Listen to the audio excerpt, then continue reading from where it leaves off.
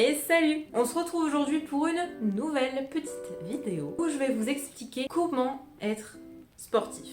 Alors, moi personnellement, j'ai toujours été quand même plutôt sportive. J'ai toujours fait des activités sportives toute ma vie. Je ne me suis jamais arrêtée. En plus du sport à l'école, hein, ça va pas sans dire. Il y a beaucoup de personnes, des gens autour de moi, des amis qui me disent « Waouh, t'es super courageuse, comment tu fais? Toi tu fais tout le temps du sport, t'es healthy, you know ?» Non, c'est pas vrai. Tout ça est faux, tout ça n'est que mensonge. C'est facile en vrai, je ne suis pas surhumaine, je ne suis pas courageuse ni quoi que ce soit. Vous allez voir tout de suite, je vais vous expliquer en quelques astuces comment vous allez pouvoir faire comme moi et ne pas le voir passer. Ça va passer tout seul comme une lettre à la poste. Vous allez être sportif, vous allez même pas être au courant que vous êtes une personne sportive en vrai. Et d'un coup, vous allez vous réveiller un matin, vous allez dire « Ah, mais en fait, je suis sportif !» Alors, déjà, numéro 1.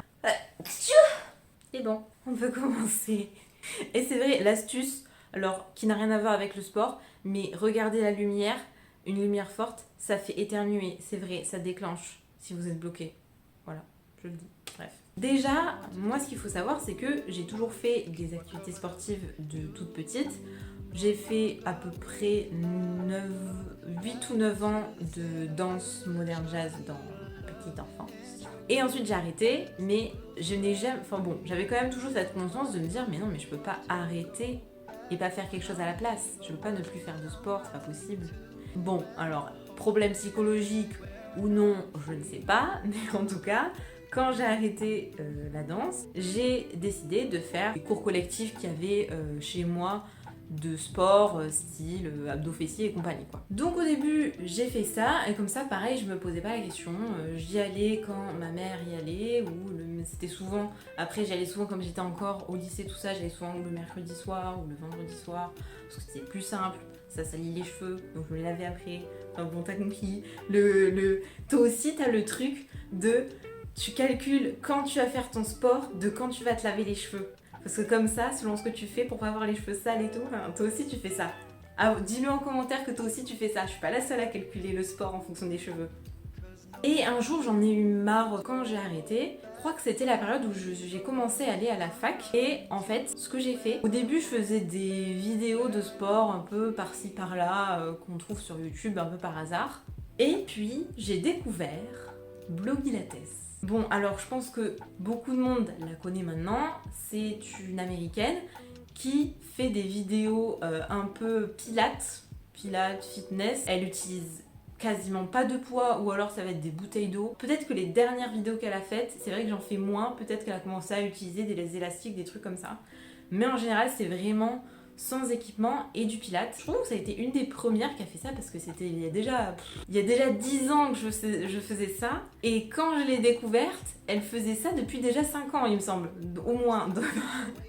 Du coup, elle faisait des vidéos à l'époque où les vidéos n'existaient pas quoi. Exceptionnelle la fille. Normalement, elle fait toujours des programmes au mois où en fait, elle programme tout le mois où elle va mettre à chaque jour, selon la durée des vidéos, elle va en mettre entre 3, 4, 5 vidéos par jour, où c'est des petites vidéos entre 10 minutes et 30 minutes. Voilà, ça dépend vraiment du temps des vidéos, parce qu'elle a des vidéos qui sont très courtes et des vidéos qui sont un peu plus longues. Donc du coup, dans la journée, forcément, elle va faire en gros à ce qu'on fasse à peu près 40-45 minutes de sport dans la journée. Et elle programme comme ça, le lundi, plusieurs vidéos abdos, le mardi, plusieurs vidéos fessiers, le mercredi, plusieurs vidéos un peu cardio-abdos, le vendredi, plusieurs vidéos autre chose.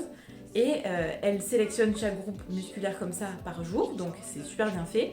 Il y a un jour dans la semaine où on ne fait rien, où c'est stretching, donc en plus tu as le jour de repos. Et c'est vraiment accessible à tout niveau, c'est accessible aux débutants et c'est accessible aussi aux confirmés. On peut rajouter du coup dans ces cas-là des poids qu'elle ne met pas ou autre. Et en fait, ce qui je trouve vicieux dans les vidéos de cette fameuse Blogilates là, je sais plus comment elle s'appelle, hein. C'est sa chaîne Blogilates, mais je sais plus comment elle s'appelle. Mais ce qui est vicieux, c'est qu'en fait, je trouve que ces vidéos elles sont faciles, mais une fois que tu les fais, tu te dis c'est pas possible. C'est un mouvement super simple, il n'y a pas de poids et tout, mais c'est difficile parce qu'en fait, elle reste longtemps sur un seul mouvement, mais longtemps, et elle recommence pendant 1 minute. tu vas faire des levées de jambes comme ça. Et je t'assure qu'au bout de 1 minute, tu te dis mais ma jambe va décéder en fait. Enfin à mon niveau en tout cas, voilà, moi je trouve ça long. Et ce qui est bien aussi, c'est que du coup, vu qu'on suit tout son programme, on n'a pas besoin de chercher, on met tout le truc sur YouTube qui défile, et derrière, moi ce que je faisais, je me mettais la télé ou je mettais un film ou quoi, et du coup en fait j'étais complètement occupée pendant que je faisais ces trucs de sport, et ça passait crème tout seul, et tous les jours je faisais mes vidéos. Alors, c'est vrai que je suivais donc les cours de Blogilates, et ce que je faisais aussi, et ce que je fais toujours, c'est de courir à peu près 2, 3, grand max 4 fois par semaine, mais ça c'est plus rare.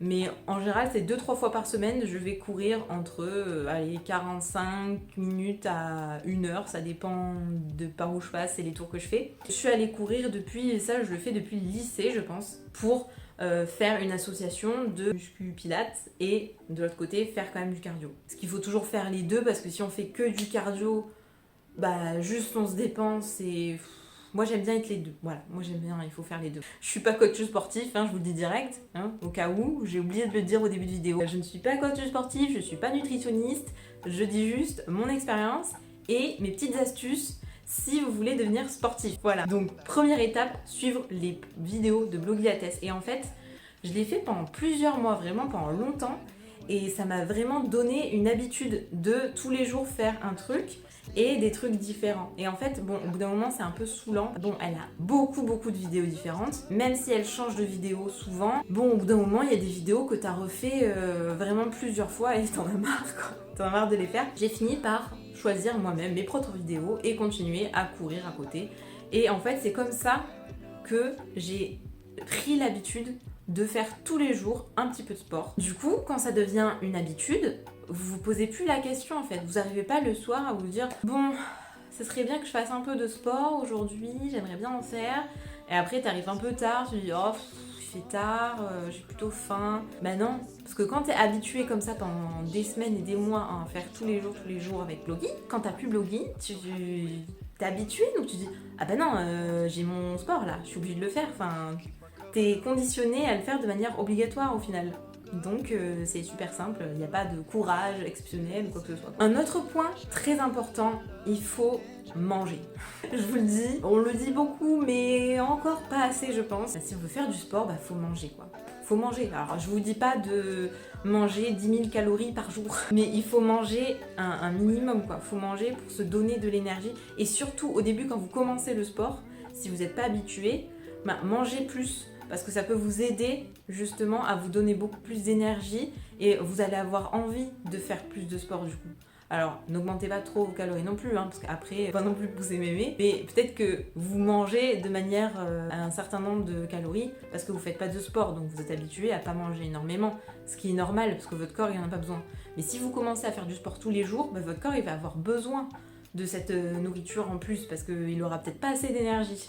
À moins que vous voulez puiser dans la graisse et tout, et encore je conseille pas non plus de commencer le sport comme ça, sauf si vous mangez déjà trop, ça c'est un autre problème. Si vous mangez déjà normalement, que vous n'avez pas de problème, ben, augmentez un petit peu vos apports caloriques parce que vous allez avoir faim. De toute manière vous allez le voir de suite, hein. Quand on fait du sport on va avoir faim. C'est clair et net. Sautez pas sur la nourriture non plus, hein. Restez zen quand même. Alimentez-vous de manière... Et des bons, ne mangez pas n'importe quoi aussi. Parce que si vous commencez à dire oh, c'est bon, j'ai fait mon sport, j'ai trop faim. Oh, je vais me faire un McDo, les gars. Non, bah non. Parce que votre corps, il a fait du sport, mais il a besoin de trucs pour se nourrir vraiment. Le McDo, ça va pas le nourrir, il n'y a que du sucre. Qu'est-ce qu'il fait avec le McDo? Lui, il a besoin de bonnes protéines, mais aussi de glucides, mais de bons glucides, et des fruits et des légumes, bien évidemment, parce que votre corps, il a utilisé plein de choses, dont des vitamines, des minéraux, etc. Vous avez transpiré, l'a perdu. Voilà, enfin bon, manger équilibré, quoi. Je vais pas vous apprendre à comment manger équilibré, je pense que tout le monde le sait aujourd'hui. Un troisième point, c'est surtout, vous n'avez pas besoin d'équipement, quoi. Vous commencez à faire du sport, n'allez pas acheter des poids, n'importe quoi, les bouteilles d'eau, bien. Bon, ça c'est pour le fitness, hein, mais vous n'allez pas avoir besoin de la dernière tenue Nike, je sais pas quoi, à 50 balles le pantalon, et pareil pour le haut, enfin, En vrai, c'est bon, achetez-vous des trucs à Decathlon. C'est très bien à Decathlon en vrai. Si jamais en plus vous abandonnez, ben vous avez acheté des trucs et vous allez jamais utiliser. Je sais pas comment vous faites parce que moi j'arrive pas à acheter des habits de sport chers parce que je me dis je vais faire du sport avec. Donc je vais forcément les abîmer, je vais transpirer dedans et tout. Et j'ai pas envie de prendre des trucs qui coûtent cher parce que du coup j'ai l'impression de jeter l'argent. Enfin c'est psychologique mais voilà. Après si ça vous motive, si ça doit vous motiver, achetez-vous une tenue, une belle tenue de sport. Mais bon, je pense pas que ce soit nécessaire. En plus, il faut que vous soyez dans des habits dans lesquels vous soyez confortable. Moi personnellement, les leggings et tout, les trucs serrés, moi je suis pas confortable. Moi je suis bien que dans les joggings, hein. Et encore, voilà, ça sert un peu aussi. Mais je suis bien parce que le tissu et tout, et les leggings ça colle partout. Bon, j'ai l'impression d'être une mamie avec mes joggings, donc j'ai fini par m'acheter des leggings. Au cas où j'avais besoin de faire du sport avec des gens parce que j'avais, voilà, pression sociale hein, uniquement. Ce n'est pas un exemple. Et ça peut aussi servir si vous faites des trucs, par contre, style gymnastique et tout, évidemment. C'est mieux des trucs qui collent et que vous vous retrouvez pas à poil. Mais c'est pas pour tous les sports, donc voilà. Un autre truc, pareil, pas besoin pour les trucs fitness. Ne commencez pas le sport en vous disant je vais commencer, je vais direct prendre de la protéine en poudre et tout. Non, vous n'en avez pas besoin. Vous n'avez pas besoin de alors, ça, oui, si vous mangez pas assez de protéines dans la journée, vous allez me dire si j'en ai besoin vu que j'en mange pas assez dans la journée. Mais quand vous débutez au début pendant plusieurs mois, faites d'abord sans. Vous n'avez pas besoin, juste habituer votre corps à faire le sport et tout. Après, vous verrez pour l'histoire du gain musculaire et tout. Mais d'abord, habituez-vous avant de commencer à faire des trucs. Parce que si vous en prenez, puis après vous aimez pas, vous arrêtez, puis vous allez arrêter le sport, puis vous n'allez plus rien faire. Voilà, quand vous êtes bien habitué à faire du sport tout le temps, à la limite, voyez, mais demandez à des pros. Parce que, pareil, la protéine, je trouve qu'on a tendance trop à la voir partout, comme le truc miracle, tout le monde doit en prendre et tout, mais moi je dirais de demander à des professionnels avant d'en prendre, parce que si ça se trouve, vous le savez même pas et vous mangez suffisamment de protéines dans la journée, hein, je dis pas, mais... Alors, j'ai beaucoup parlé de sport type fitness, parce que c'est beaucoup ce que les gens font. Les dernières années, c'est un peu le truc à la mode, mais testez vraiment différents styles. Fitness, ça vous plaît pas, la muscu et compagnie, ça se comprend, mais il y a plein d'autres sports possibles. Et tester vraiment plein de sports différents. Allez faire des cours d'essai, vous savez. Par exemple, vous testez des cours de vélo, il y a la muscu, il y a la course, il y a le vélo, des cours de roller, vous mettre au skate.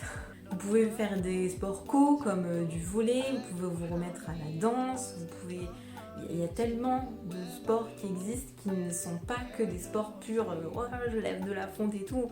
Non, il y a plein de trucs qui ont un aspect un peu jeu. Escalade aussi, c'est un... Après, moi je trouve que le mieux pour commencer quand on est un peu flemmard et qu'on a la flemme de... Voilà, c'est quand même le guidage. Le sport que tu veux faire de manière la plus simple, avec le moins d'équipement possible et le plus proche de chez toi. Ça, c'est le sport le plus facile pour commencer et pour tenir. Si vous trouvez un sport comme ça, je pense que déjà, c'est plutôt pas mal. Pareil, quand vous commencez le sport, que vous commencez de zéro et que d'un coup vous en faites tous les jours. Avec Blue Pilates, ça va parce qu'elle fait des versions débutants ou pas.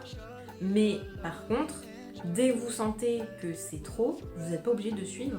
S'il y a des jours où vraiment vous êtes cassé en deux, prenez du repos, n'allez pas vous faire des tendinites, des déchirures et compagnie. Vraiment, je sais de quoi on parle, j'ai eu des problèmes comme ça. Donc, n'en faites pas trop. Faut pas écouter la flemme en nous, mais faut écouter par contre là où on a mal.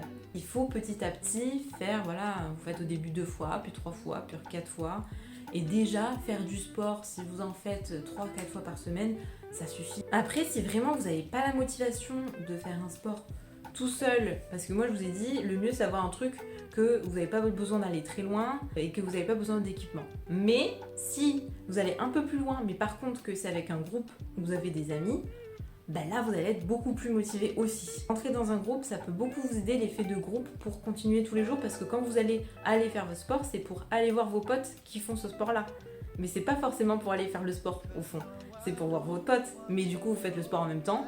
Donc voilà, ça passe. Et ça, c'est un bon coup aussi pour s'habituer. Par contre, si vous êtes dans un groupe, ne pas se comparer à celui qui... Je sais pas si vous êtes dans un groupe de course par exemple, ne pas se comparer à celui qui fait de la course depuis 10 ans, qui a fait des marathons et tout, et vous êtes là, vous soufflez, vous n'arrivez pas à suivre parce que ça fait 1 an que vous en faites, et ne pas se comparer. Pas parce que vous avez l'impression que vous n'allez jamais progresser et que vous n'allez jamais arriver à ce stade-là, mais c'est juste que vous progressez, mais la personne plus forte que vous, elle progresse aussi, donc malheureusement, elle sera toujours plus forte que vous. Je suis désolée de vous le dire, mais si tout le monde progresse, ça progresse comme ça progresse pas comme ça. Ou alors aussi, vous devenez, si vous êtes super fort et doué, ça existe aussi, mais en règle générale, ça monte, tout le monde grimpe de vitesse en même temps. Comparez-vous plutôt à vous il y a 1 an, vous il y a 2 ans, vous étiez comment? Une petite larve. Et ben maintenant vous l'êtes plus. Donc c'est mieux. Un dernier point, et on en revient à l'histoire des blessures, etc., qu'il faut toujours bien se reposer et faire attention à son corps, bien boire de l'eau, bien manger et faire vraiment attention à sa santé. Parce que je voulais revenir sur un point, donc l'histoire de si on en fait trop, on va avoir des tendinites. Si on a des tendinites et qu'on continue, on peut avoir des déchirures. Et si on a des déchirures et qu'on continue, on peut avoir pire. Je vais faire un petit moment story time. Alors moi, ce qui s'est passé, c'est que je me suis déchiré un muscle sur la jambe avant. Alors attendez, là, sur le côté externe de la jambe gauche. Et en fait, je sais pas trop comment je me suis fait une déchirure, mais je pense que je faisais trop de sport justement, parce que je faisais mon petit sport gym. J'allais beaucoup courir et en même temps je faisais beaucoup de skate de descente. C'était un moment où j'ai beaucoup forcé dessus, petite déchirure, mais toute petite déchirure. Ça c'est un autre problème, les erreurs médicales. Voilà. J'ai fait 1, 2, 3 docteurs qui m'ont tous dit mais c'est une tendinite, c'est pas grave, attendez, reposez-vous. Je me suis reposée, la tendinite elle partait pas. Au bout de 3 mois j'ai dit bon c'est pas une tendinite là, arrêtez vos bêtises. Ça c'est que du coup il m'avait donné des séances de kiné en disant que c'était une tendinite qui partait pas. Sauf que à la fin des séances de kiné ça allait mieux, mais quand même ça revenait toujours. Ça avait tendance vraiment à revenir. On m'a enfin, alléluia mes frères, prescrit une écho. Et il a fallu que je pleure les larmes de mon corps pour dire je veux une échographie, c'est incroyable. Cette échographie, qu'est-ce qu'elle a dit? Elle m'a dit ah mais c'est bizarre, vous avez une vieille déchirure cicatrisée mais du coup un peu mal cicatrisée. Ce n'était donc pas une tendinite. Est-ce que c'est pas ce que j'avais dit? Ça a guéri mal, donc j'avais plein d'adhérences parce que il me faisait des ondes de choc et tout, enfin des trucs qu'il faut pas faire sur des déchirures, des massages et tout. Enfin, je suis donc retournée chez un autre kiné qui m'a décollé toutes ces adhérences et ça allait une fois mieux. Mais ça revenait encore. Au bout d'un moment quand même, ce truc ça part pas. Je veux bien que les déchirures ça peut durer longtemps la douleur et tout, mais bon c'est quand même bizarre. Donc je suis allée en voir encore un autre médecin qui était assez réputé, spécialiste du sport et tout cette fois. Et il m'a dit mais ce que tu me dis, ça me fait légèrement penser à quelque chose. Et il m'a donné des examens, mesurer la pression dans ma jambe, la pression du sang. J'allais à l'hôpital à Nord à Marseille pour qu'ils me mettent des cathéters, que les cathéters dans la jambe c'était génial. Hein. J'ai adoré, que je cours, que je marche, que tout avec les cathéters pour vérifier la pression dans mes jambes. Conclusion, j'avais une petite... alors je vous mettrai le mot ici. Parce que j'ai un gros trou. J'ai un gros trou de mémoire. Les muscles sont tous dans une petite enveloppe. Et le problème, c'est que mon muscle, avec l'histoire de la déchirure et tout, qui avait mal guéri, cette petite enveloppe peut-être avait été un peu lésée, je ne sais pas. Enfin, en tout cas, elle avait mal cicatrisé, l'enveloppe, et elle était devenue trop petite pour la taille du muscle. Et en fait, mon muscle dedans... Dès que je l'actionnais, il était bloqué par la taille de l'enveloppe qui n'était pas extensible, quoi. Donc j'avais l'impression toujours que ma jambe allait exploser. On m'a dit mais ce n'est pas, on peut pas guérir ce genre de choses. Donc vous allez être comme ça à vie. Sachant que je ne pouvais même plus courir en fait. Je pouvais plus courir, marcher un peu trop longtemps pareil, ça revenait. Et je me disais, mais le truc c'est que si ça me faisait que mal, je serais allée au-dessus du mal. Mais ils te disent, quand je sentais que ça pouvait exploser, c'est que ça peut vraiment exploser et faire par exemple une hernie, donc ça peut faire un trou dans cette enveloppe où le muscle va vraiment péter l'enveloppe et alors là t'es foutu. J'ai changé de kiné, qui m'a du coup soigné pour ça et qui a été génial, exceptionnel, qui m'a vraiment soigné. Je ne pensais pas ça possible. Alors c'est vrai que je l'avais à un petit niveau, donc c'est pour ça que ça allait. Sinon il aurait fallu faire de la chirurgie pour enlever l'enveloppe, etc. Mais le problème c'est que la chirurgie, on n'est pas sûr que ça marche après. Après t'es avec des béquilles, des machins, voilà, c'est très compliqué, c'est pas sûr que ça marche. On va pas du tout conseiller ça. Et par contre, le kiné, et j'ai fait du kiné pendant encore 6 mois et tout. Et au final, ça a plutôt bien fonctionné. J'ai fait la reprise de la course petit à petit. 1 minute je marche, 1 minute je cours, 1 minute je marche, 1 minute je cours, 2 minutes, 3 minutes, 5 minutes, 10 minutes. Et comme ça, petit à petit, j'ai recommencé à courir et petit à petit, ça a pris très longtemps. Je vous dis pas pendant encore 1 an, ça revenait de temps en temps. Et j'ai fini par guérir. Alors c'est toujours là, mais je peux quand même courir entre 40 minutes et 1 heure selon le terrain. S'il n'y a pas trop de montées et descentes, ça va, mais ça dure 1 heure, ok. 45 minutes, s'il y a des montées et descentes, c'est pas grave. Je peux marcher 1 heure, 2 heures, voilà, mais pas de manière trop intense, pas marche rapide dans la forêt.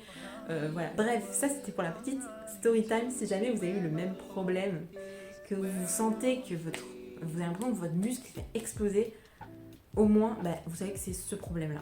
Tout ça pour dire que faites très attention, du coup, quand vous faites du sport, quand vous commencez, même si vous êtes sportif et que vous commencez un autre sport, parce que moi c'est ce qui s'est passé, j'étais déjà sportive, je faisais mes sports dans la semaine et je faisais aussi du skate en plus le week-end. Faites attention à ce que vous dit le docteur aussi, demandez toujours des examens. Si vraiment vous sentez qu'il y a un problème, demandez des examens.